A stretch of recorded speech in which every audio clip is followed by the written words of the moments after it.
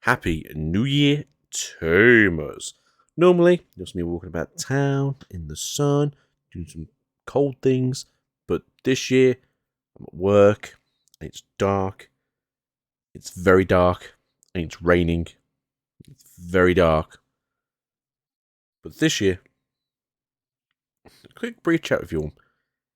So, if you were here last year, thank you for sticking around, I do appreciate it. For the 100 or so new people here, thank you very much for being here. You're all fantastic, wonderful people. And it's a pleasure to upset you or enlighten you every time you listen to me speak. The goal for last year was 500 subs. Essentially, I wanted to double it every year. So, the first year, I think we had about 100 subs. Last year, we hit 250, which I thought was really awesome. I thought, you know what, we'll double it again. We'll try and do 500. And then,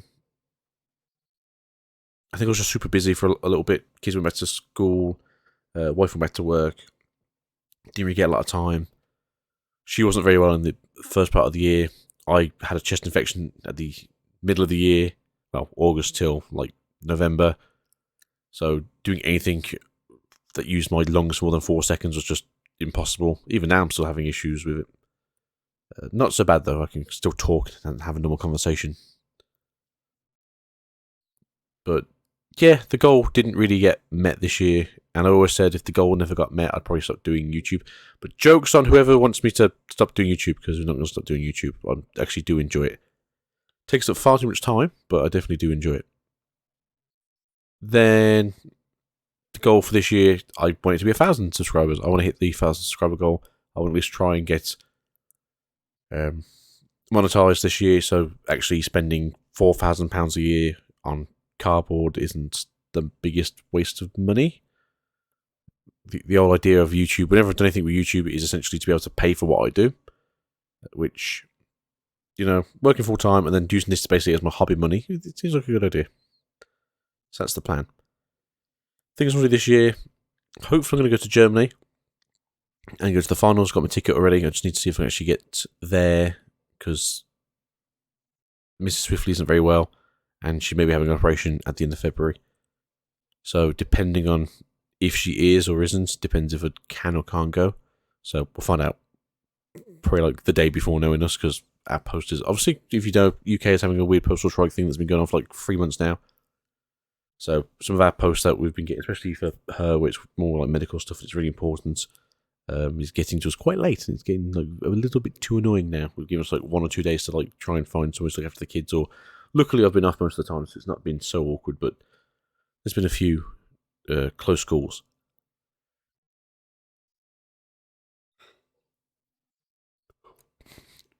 I think this year I might try and start doing online stuff in terms of getting more of a scene going, more of a tournament stuff. There's things out there, but the big ones for the UK have essentially given it up and gone starting doing Yu-Gi-Oh stuff and other things like One Piece, because they're just not seeing the positive reinforcement they have been seeing. Or a lot of people have been getting like really greedy, and you know they're doing it for free. But people, and they give things out for free as well. But people are like, oh, why don't you, give us like £50 worth of free stuff? It's like, because it's a free event. Like, you know, we're still giving you stuff for free, as long as you live in Europe. And then that's what we're going to do. I want to travel a bit more. I want to go to more regionals. I went to 2 regionals this year, and no store championships, which was really weird because I was just busy. I was at work, I think I was ill. Pre-releases, as per usual, try and go to at least 1 per release. Fingers crossed the locals actually will be a fully fledged store by then, so we can actually have it held there, and I can be a part of that situation, so I can be helping with judging and teaching people to play and getting everything through the door, and hopefully having a good time, just literally like a couple of minutes away from me, rather than travelling over to Griffin's Gaming to play. Not that I don't like going to Griffin's Gaming, it's a long day, getting up at like 5, getting the bus, getting the train, trying to get into Birmingham, get a train out of Birmingham, get there. It's like a 4-hour day before you even start. And then you've got to try and use your brain to try and figure out what's going on with pre-release packs, and you've got to try and do your best, and then you've got to try and have like a slugfest for like 3 or 4 hours, and then you've got to bring yourself back. It is a long, long day. But it's fun. It's just long. I'm probably going to try and get more stuff for the channel done. I know last year I planned with the wonderful Brian from at Dormy Attack. He's a fantastic artist, and I was hoping to hire him last year to do small little bits for me, a couple of designs and a intro video, but unfortunately didn't get a plan. All on my end, gave me a fantastic price, but unfortunately with stuff happening with the family and me being ill, I couldn't afford to essentially hire him for this. Fingers crossed, if everything goes well in the next 6 months, I should be able to hire him as my, hopefully my forever animator and art designer, because he is fantastic, and I do appreciate Brian's artistry. So hopefully in the next year you'll see at least one skit, and then hopefully an actual full channel design change. If you didn't know, I think I may have announced this before, I do like to give praise to everyone who can. The current channel emblem, the Gallantmon with the AgitoSwiftlyGaming underneath it, is actually made by my wife. She crocheted that, not crocheted it, cross-stitched it last year. She's a fantastic job. I probably mentioned it like last year's anniversary video. Also, for those who don't know, my anniversary date for the channel starting is the year to the day before my son was born, my youngest son was born. So the day of our 3rd anniversary is the 2nd birthday of my son. So it's quite funny. Not in a ha ha ha sense, but in a like a ooh sense. Not really much to say, really. It's really weird. Obviously, happy New Year to everyone. Hopefully you have a good time. When people at work ask me what's my New Year's resolutions, it's a lot of like, I want to be more successful in the channel. I want to get the channel going. I want to try and do more stuff for the channel. I want to do more live streaming. I want to do more tournament stuff. I want to get everything around here going. I think once we get into like BT12, I think BT11 is kind of like a 2 to 3 deck format. It's not tier 0 by any means, but it's a lot more ground down to the fine powders that are, 3 decks that work essentially. You've got Security Control's going to work, you've got War Greymon, and you've got Grandis. And that's kind of like the 3 main decks, and that's kind of about it. I've heard Gallantmon's got kind of a decent like swing match, but it's more your opponent misplaying than you being good when it comes to Gallantmon.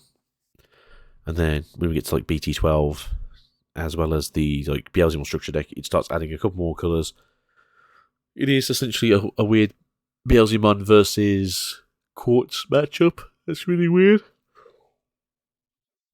That can go either way, and then you have to just deal with Quartz, because Quartz is a very weird card.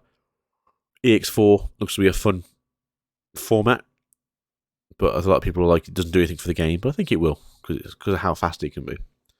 And then BT13, which I know nothing about currently, is the Royal Knight set. So for everyone who's looking for Royal Knight support, yeah, baby, I'm always up for more Gallantmon stuff. The last stuff that they brought out for EX4 was really cool, because it makes the full mill deck now.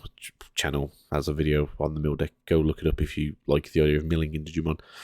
It seems like a fun deck. I don't think it's going to work very well, but it's going to be more casual fun.